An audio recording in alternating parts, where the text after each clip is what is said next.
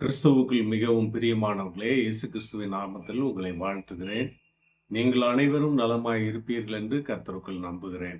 யோவான் எழுதின சுவிசேஷம் 7ஆம் அதிகாரம் 18ஆம் வசனம்.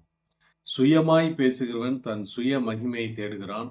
தன்னை அனுப்பினவரின் மகிமையை தேடுகிறவனோ உண்மையுள்ளவனாய் இருக்கிறான். அவனிடத்தில் அநீதி இல்லை.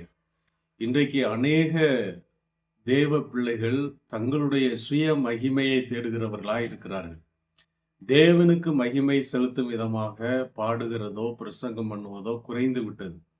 தங்களுடைய மகிமைக்காக, தன்னுடைய பெயர் பிரஸ்தாபத்திற்காக, தன்னுடைய புகழ்ச்சிக்காக எல்லா காரியங்களையும் செய்கிறவர்களாக மாறி போய் கொண்டிருக்கிறார்கள். சுயமாய் பேசுகிறவர்கள், சுய மகிமையை தேடுகிறவர்கள் நாளுக்கு நாள் அதிகரித்து கொண்டே இருக்கிறார்கள். நாம் அப்படி இராமல் கர்த்தருக்கு மகிமை செலுத்துகிறவர்களாக இருக்கணும். கர்த்தரை பிரியப்படுத்துகிறவர்களாக, கர்த்தரை பிரஸ்தாபப்படுத்துகிறவர்களாக இருக்க வேண்டும்.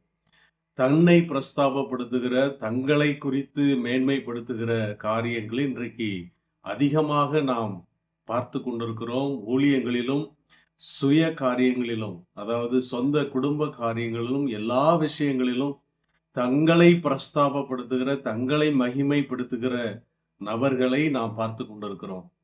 கர்த்தருக்கு நாம் மகிமை செலுத்துகிறவர்களாக, கர்த்தரை உயர்த்துகிறவர்களாய் நாம் காணப்பட வேண்டும். அதைத்தான் ஆண்டவர் விரும்புகிறார்.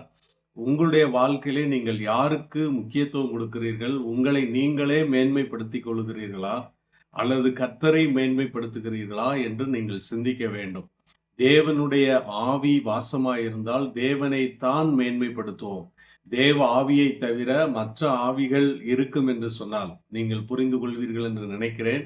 கிறிஸ்துவுக்கு எதிரான ஒரு ஆவி உண்டு. அந்த ஆவி அந்த மனிதனுக்குள் இருக்கும் என்றால் கிறிஸ்துவை மேன்மைப்படுத்துவதை விட தன்னையும் தன்னுடைய காரியங்களையும் மேன்மைப்படுத்தும். ஆனபடினால் நீங்கள் இன்ன ஆவி உள்ளவர்கள் என்பதை சோதித்து பாருங்கள் என்று வேதம் நமக்கு சொல்லுகிறது. நீங்களும் உங்களுடைய ஊழியத்திலும் சரி, தேவனை ஆராதிக்கிற விசுவாச குடும்பமாய் இருந்தாலும் சரி, நீங்கள் என்ன ஆவியோடு இருக்கிறீர்கள், எப்படிப்பட்டவர்களாய் நடக்கிறீர்கள், தேவனுக்கு மகிமை செலுத்துகிறவர்களாய் காணப்படுகிறீர்களா, அல்லது தனக்கு மகிமையை சேர்த்து கொள்ள பிரயாசப்படுகிறீர்களா என்பதை உணர்ந்து செயல்படுங்கள்.